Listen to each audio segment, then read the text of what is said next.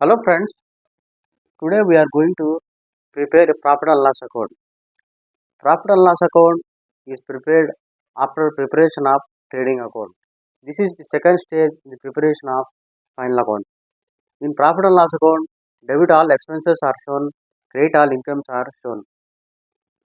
The balances of profit and loss account are transferred to the capital account in balance sheet.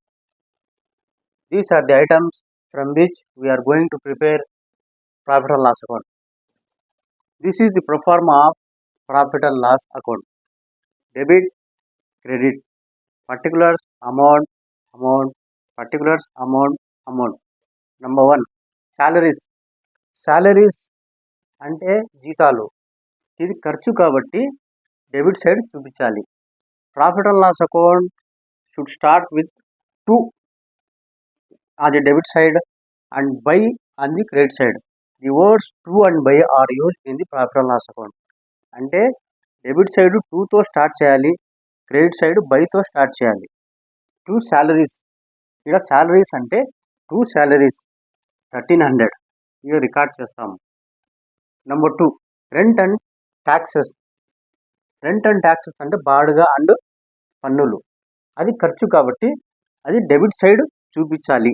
To rent and taxes debit side. Number 3, insurance.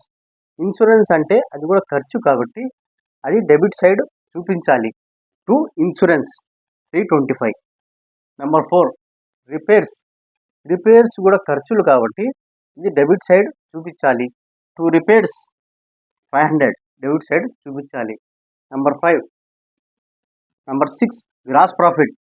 Gross profit అంటే trading అకౌంట్లో gross profit వచ్చిన amount, దాన్ని మనం credit side by gross profit B/D అని రాసుకోవాలి.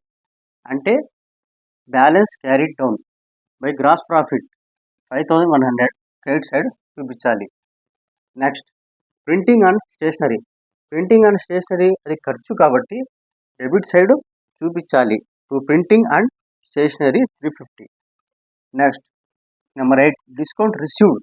Discount మనకు వచ్చింది, అది ఆదాయం కాబట్టి ఇది క్రెడిట్ సైడ్ చూపించాలి. By discount received 750. Next, interest charges. మనం ఇంట్రెస్ట్ చెల్లించినాము అంటే ఇది ఖర్చు కాబట్టి ఇది డెబిట్ సైడ్ చూపించాలి. To interest charges 500. Next, commission received. మనకు కమిషన్ వచ్చింది, మనకు కమిషన్ వచ్చిందంటే ఆదాయం కాబట్టి ఇది క్రెడిట్ సైడ్ చూపించాలి. By commission received 825. Next, carriage outwards 425. ఇది కూడా ఖర్చు కాబట్టి to carriage outwards 425 debit side చూపించాలి. నెక్స్ట్, బ్యాడ్ డెబ్ట్స్ అంటే రాని బాకీలు. రాని బాకీలు మనకు ఖర్చులు కాబట్టి ఇది డెబిట్ సైడ్ చూపించాలి. To bad debts 650. మనం ఒక item miss అయినాము, trade expenses. Trade expenses debit side చూపించాలి 350. ఇప్పుడు మనం క్రెడిట్ టోటల్ చేయాలి.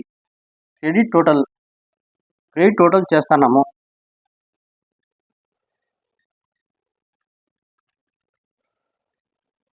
5100 ప్లస్ 750 ప్లస్ 825 6675 క్రెడిట్ టోటల్ వచ్చింది.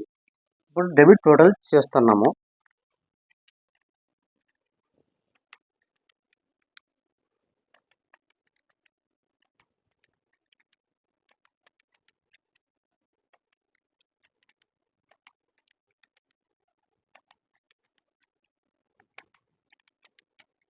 డెబిట్ టోటల్ చేస్తే 5275 అమౌంట్ వచ్చింది. ఇక్కడ క్రెడిట్ ఎక్కువ ఉంది కాబట్టి మనకు ప్రాఫిట్ క్యాపిటల్లో ట్రాన్స్ఫర్ చేయాలి.